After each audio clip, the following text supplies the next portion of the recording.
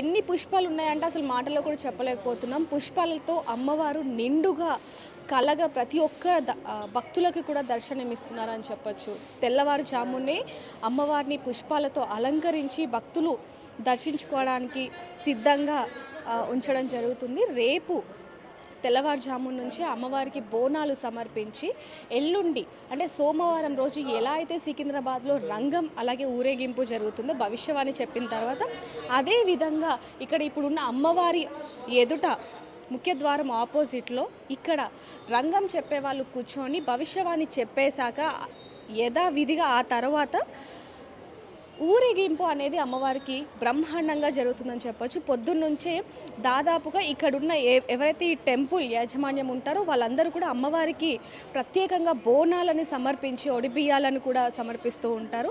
ఎవరైతే మొక్కుకుంటారో వాళ్ళందరూ కూడా అమ్మవారికి మొక్కులను తీర్చుకుంటూ ఉంటారు.